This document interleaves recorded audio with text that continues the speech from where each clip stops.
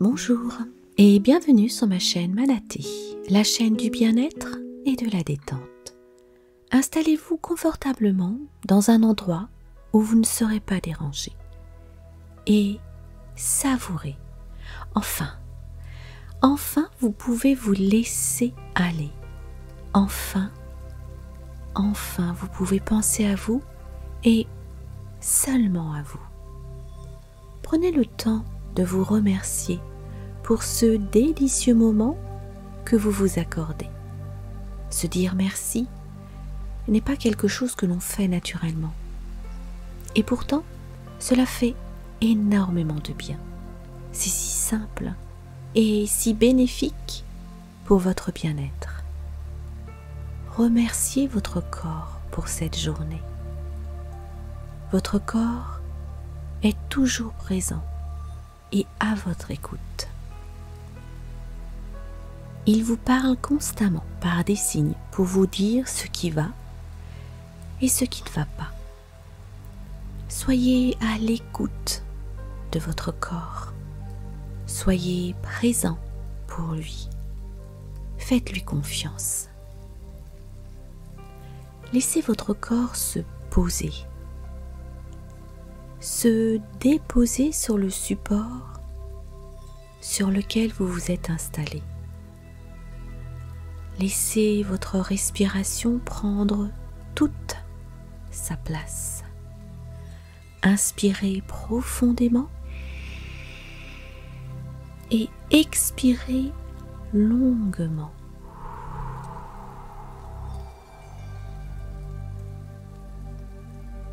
Recommencez. Inspirez profondément et expirez doucement.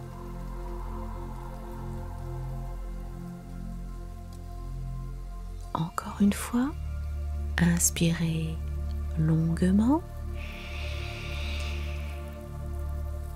et expirez doucement.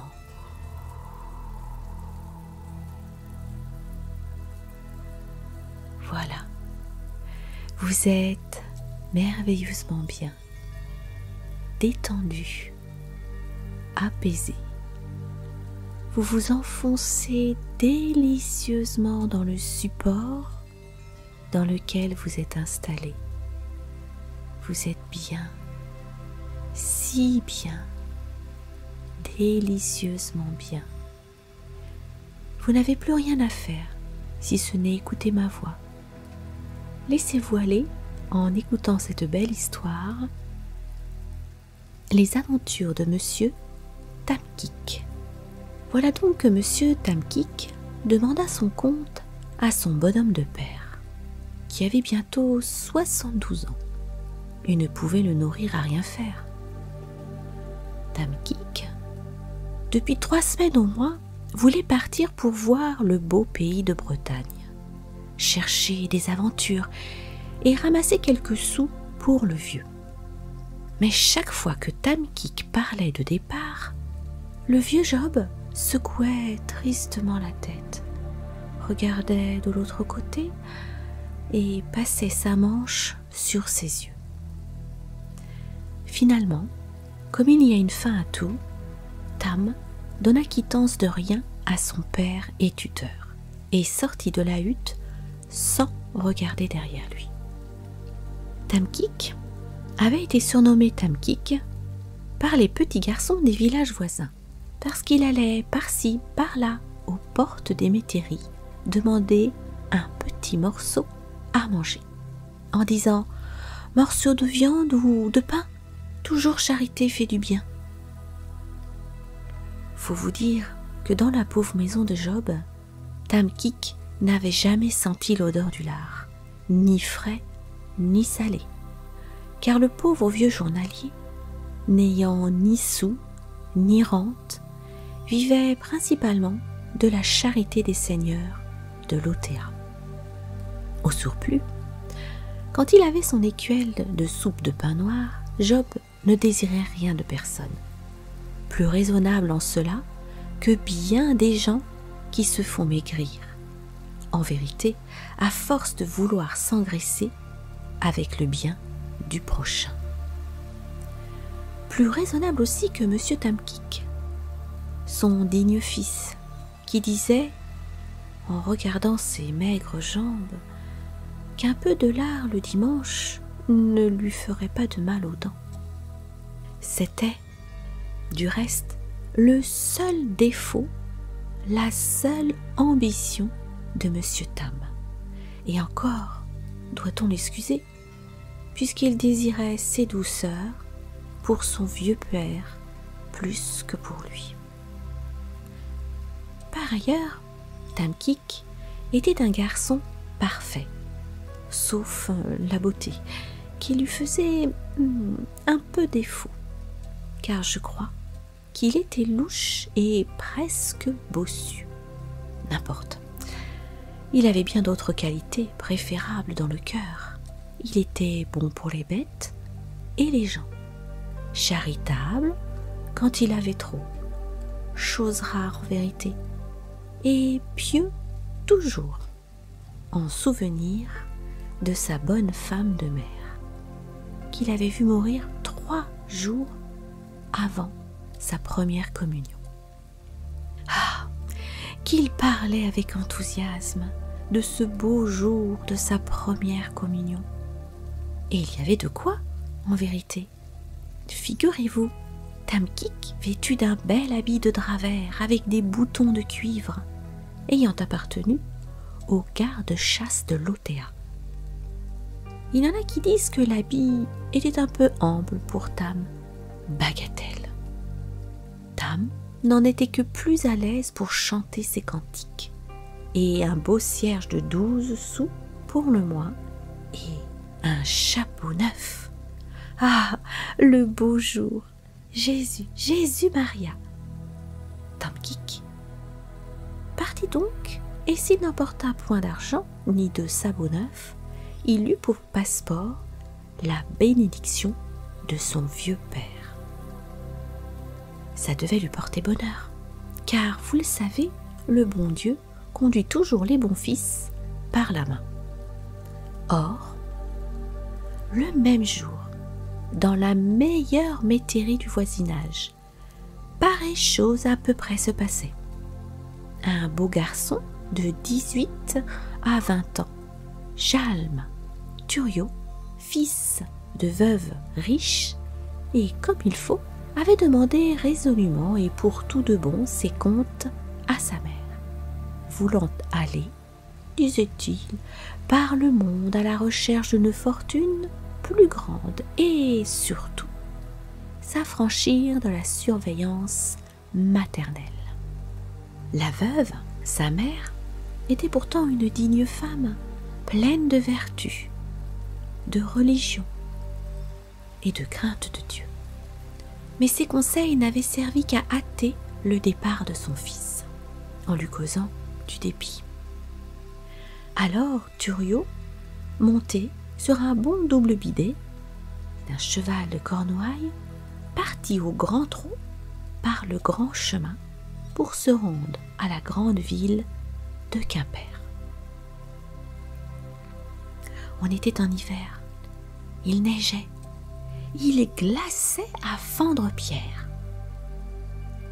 Du côté de Clohars, Jalm rencontra sur son chemin un pauvre Clasquer-Bara, chercheur de pain, tout vieux, tout transi, qui disait d'une voix enrouée: « Riobras à Meuse, j'ai grand froid, mon gentilhomme, un coin de votre manteau, pour l'amour de Dieu. »« Rio, Rio !» répondit Jalm en éclatant de rire. « Rio ! C'est le tailleur de l'Otea. Faut lui commander un pourpoint, l'ami, au lieu de t'enrhumer ici à crier Rio à tous les passants. » Le pauvre reprit: « Pour un petit coin de votre manteau, je vous donnerai cette petite cage et la petite mouche bleue qui est dedans. Voyez, voyez, mon doux gentilhomme. »« Imbécile !» dit l'autre en le repoussant rudement avec le manche de son fouet. « Mon manteau pour une mouche ! Tu es un innocent. Allons, range-toi. Ou sinon... » Et il leva le bras pour frapper le mendiant. Heureusement que le cheval, comme s'il eût été effrayé tout à coup, s'élança au galop dans le bois voisin, où Thurio, sous les branches des arbres, reçut plus d'une bosse à la tête. Pour revenir à Tamkik, voilà que, par une route différente, il arrive sur le soir au même endroit. « Riobraz-Ameuse !» lui dit d'une voix triste le pauvre marchand de mouches. « Vous avez froid, mon pauvre ami ?» répondit Tam. « Vous paraissez malade. » Et sans ajouter une parole, il se dépouilla de sa vieille veste percée et la mit sur les épaules presque nues du mendiant.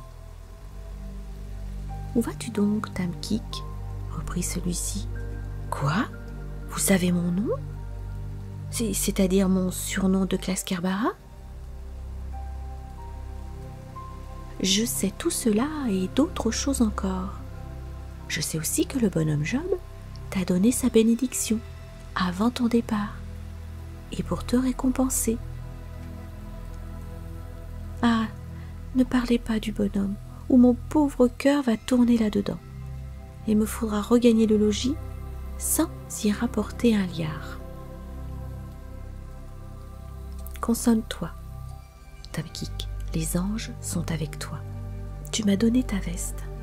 Je te donne en retour cette petite cage où il y a une mouche bleue. » Tam prit la cage et la Kélian Glass, la considéra avec une admiration d'enfant, et quand il se retourna pour dire « Trugarez, merci au vieillard », sa place était vide, et personne n'allait sur le chemin. « Voilà qui est drôle », se dit le voyageur. « C'est égal, je vais garder le présent du pauvre. Ça doit me porter bonne chance. » La nuit ne tarda pas à venir là-dessus, et voilà que, malgré le clair de lune, notre Tamkik s'égare dans les landes et les bois, avant d'avoir rencontré aucune maison. Enfin, après avoir bien marché, bien couru vers le milieu de la nuit, il arriva à l'entrée d'un bois sombre qui était gardé par un Roulf, c'est-à-dire un ogre, mangeur d'hommes et autre Loned. Tam crut bien reconnaître ce passage hanté, si redouté aux environs, mais comme il n'était point peureux et qu'il aimait les aventures, il résolut de s'y engager. Au surplus, il était trop tard pour reculer, car les deux domestiques du Roulf, autrement dit 2 gros chiens, qui n'avaient pas l'air tendre, arrivaient à l'instant et priaient poliment, à leur manière, M. Tamkik d'entrer chez eux. Quand je dis poliment, ça veut dire en lui chatouillant un peu les jambes. « Goustadik, Goustadik !»« Doucement, mes petits agneaux, leur dit Tam, de sa voix la plus douce. Ne vous mettez pas en colère. Tenez, voici 2 belles galettes de blé noir que je vous donnerai si vous laissez mes pauvres flûtes tranquilles. Vous voyez que le vagabond n'était pas si bête, au contraire. Et bientôt, c'eût été un plaisir de voir Tam et les 2 dogs entrer bras dessus, bras dessous, dans le manoir du Roulf. « Oh !» fit celui-ci en se réveillant à cette vue. « Voilà qui est singulier. Ici, butor, ici, Ragard. » « Mais valet maudit, que je vous corrige pour avoir donné la patte à un chrétien. » Le vieux Roulf, gros comme une tonne, était assis dans une salle sombre et enfumée, creusée dans les rochers au flanc de la montagne. Il était si gros qu'il ne pouvait remuer. « Vite, butor, avant que le bâton fatal fût retombé !» Car l'ogre avait à la main un bâton ferré long de 2 aunes. Vite, butor lança 2 mots dans l'oreille d'âne du Roulf, qui s'apaisa sur le champ. C'est bon, dit-il. On verra ça. En attendant, troussez-moi ce poulet-là. Il tiendra bien sur la broche avec l'autre. » Foi de Dieu, Tam Kik n'avait guère le temps de se gratter l'oreille. Par bonheur, il avait la langue pendue comme un avocat de Quimper. Et il se mit à travailler avec, tout de suite. « Ah, monsieur l'ogre, qu'il s'écria, monseigneur le baron de Tronjoli, vous auriez grand tort de faire du mal à Tam Kik, votre meilleur ami, venu ici tout exprès de l'Angleterre. Je n'aime pas les Anglais, moi. Ainsi, Médoc, faites excuse, monseigneur, je ne suis pas un Anglais. Je n'en ai pas l'air que je pense, mais c'est par amour pour votre majesté que je suis allé dans ce pays des cuisiniers pour apprendre à faire la cuisine à la nouvelle mode. Ça me donne appétit, mais je suis diablement pressé. Patience, monseigneur, il n'y aura rien de perdu. Laissez-moi faire. Où est la volaille? Montrez-lui la broche et la volaille, et si dans 5 minutes, suffit, monseigneur, on sera prêt. À l'ouvrage. Et en disant cela, Tam retournait ses manches et suivait Ragar à la cuisine. Oh, Jésus Maria, qu'est-ce qu'il vit dans un coin de la cuisine? La cuisine était assez grande. Il y avait des billots faits avec des chênes tout entiers, des couperets énormes, des poêles à frire larges comme des meules de moulin, un tourne-broche dont les roues avaient l'air d'un moulin à farine, des broches longues comme le pied de la grande bannière de Clohar. Ça faisait frémir. Quand on pense qu'il y avait à côté des morceaux de quique et d'os qui ne sentaient ni le veau, ni le bœuf, ni le mouton. Le fameux Jalm Turriot était dans le fond de la cheminée près du feu. Non pas pour se chauffer à l'aise, n'allez pas croire, mais bien garrotté, troussé comme un poulet, tout prêt à être embroché et grillé comme Saint-Laurent. Tam Kik, quoiqu'il n'eût guère de cheveux sur la tête, les sentit pourtant se dresser de peur. Surtout quand il entendit Ragar lui dire « Fais que ce soit cuit dans 5 minutes et à point. 5 minutes pour cuire un homme ?» Ah, il y avait un fier feu dans la cheminée qu'on en rissolerait à 10 pas. Faut que ça soit bien cuit dans 5 minutes, répéta le monstre, en saisissant la broche d'une patte et Turriot de l'autre. Diable rouge, murmura Tam hors de lui. Tout à coup, il sentit un frétillement dans sa poche et entendit une petite voix qui disait « Ouvre-moi vite la cage. Voilà la mouche bleue en route. D'abord, elle va voir Ragar qui cherchait le bon bout pour embrocher Jalm et lui enfonce son dard dans les 2 yeux. Ragar, fou de douleur et de colère, laisse tomber la broche et pousse des hurlements terribles. Butor arrive à ce vacarme et la guêpe, allant à sa rencontre, lui fait subir le même traitement qu'à son compagnon. Restait le Rolf, dont la fureur ne connaissait plus de bornes. « Ici, tas de brigands, que je vous éreinte à coups de gaffe !» Dire qu'ils me font attendre mon souper et qu'ils sont à se battre au lieu de faire leur besogne. Ah, les monstres, comme je vais les dauber. Et ce gueux de cuisinier failli anglais, va, c'est moi qui vais te démolir. Oui, je vais t'avaler tout cru pour t'apprendre à troubler mon ménage. C'était comique de voir se démêler un rouf si gros, si pesant qu'il ne pouvait quitter son fauteuil. Runfler, ogre méchant, attends un peu, mon chéri, tu seras servi tout à l'heure. On va te chauffer un bouillon nouveau. Gros glouton, hurle tant que tu voudras. Appelle tes dogues, peine perdue, mon vieux. Tes dogues enragés sont déjà rendus si loin dans la forêt que l'on n'entend plus d'ici leur hurlements. À ton tour, affreux baron du diable. Alors, la mouche bleue fait entendre son fronfron dans la salle et va taquiner l'ogre en le piquant sur son nez dégoûtant.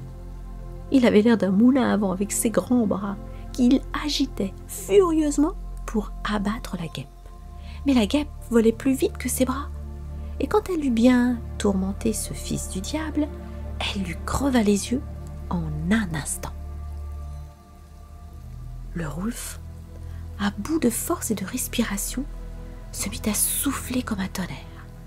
Il se leva en trébuchant de son fauteuil, fit 2 ou 3 tours sur lui-même et tomba enfin la tête la première sur les roches, où il demeura comme un bœuf assommé. Tamkik délivra Thurio de sa triste position. Thurio, il est vrai, était un peu roussi, mais Tam lui frotta la figure et la tête, car tous ses cheveux étaient grillés. Avec un morceau de suif ou de lard, et il ne s'en trouva pas plus mal. « Ça sent l'ogre mort par là, dit Tamkik à son compagnon. Il est temps de filer d'ici. Qu'en pensez-vous ? Ma foi, je n'en pense rien, répondit Thurio, qui avait son idée et ne songeait même pas à remercier son sauveur. Comme vous voudrez, l'ami. Bonsoir, bonsoir. Pauvre Tam. Il allait oublier sa mouche bleue, tant il était affairé. Mais la mouche ne l'oubliait pas, car elle vint aussitôt bourdonner à ses oreilles et rentra d'elle-même dans la petite cage. Tamkik reprit possession de son trésor et sortit de la maison de Roulf sans causer davantage. Dès qu'il fut parti, Thurio se mit en quête d'un autre trésor, car il savait par la lecture des histoires de ce temps-là que les ogres ont toujours dans leur cave 2 ou 3 tonnes remplies d'or.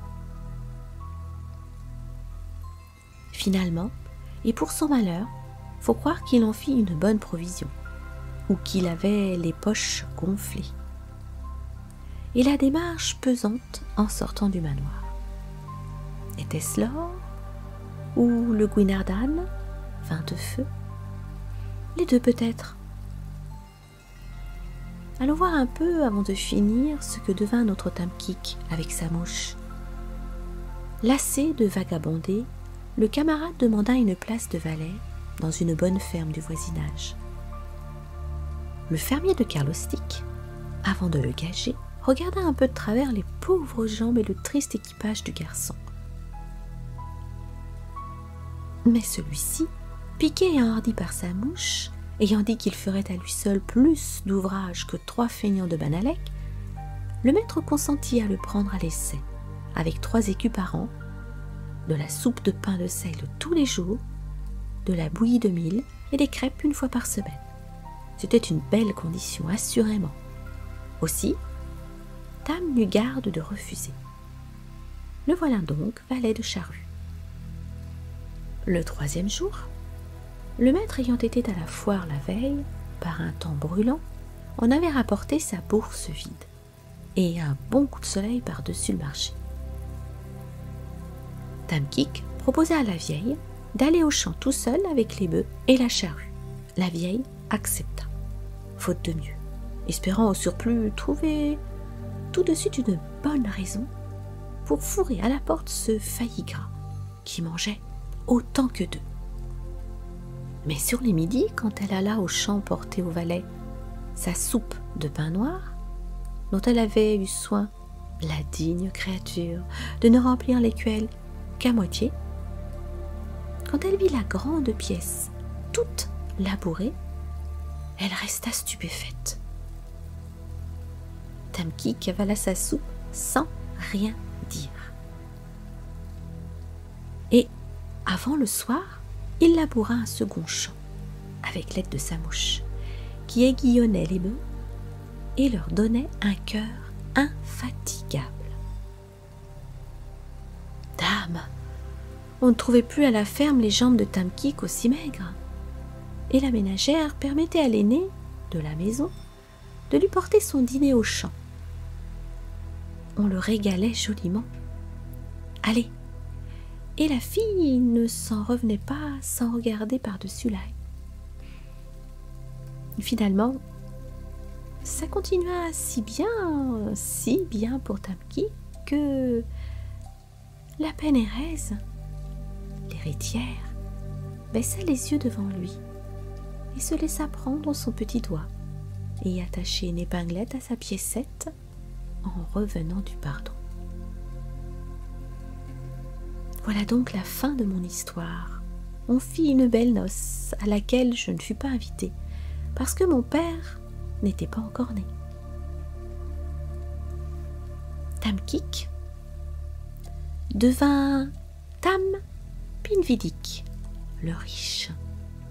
Marie, sa femme, fut la meilleure ménagère de la paroisse. Ils eurent beaucoup de petits garçons et de petites filles. Et puis, en route, les amis. J'avais oublié de vous dire que l'avant-veille de ces noces, Monsieur Tam Kik, tout habillé de neuf, était parti pour l'Otea, afin de chercher le bonhomme Job et le ramener à Kerlostik. Mais voilà, qu'en passant sur la lisière d'un petit bois, il vit un rassemblement de monde autour d'un homme étendu sur l'herbe. Il s'approcha pour regarder et reconnut Jamturio, que des voleurs avaient tué pour voler son or à Baham. Voyez qu'une bourse trop lourde nuit à celui qui la porte, vu qu'il ne peut se sauver aisément des larrons, surtout quand au poids de la bourse se joint le poids d'une mauvaise conscience. Voilà pour lui. Tam Kik s'éloigna bien vite en faisant le signe de la croix et continua son chemin.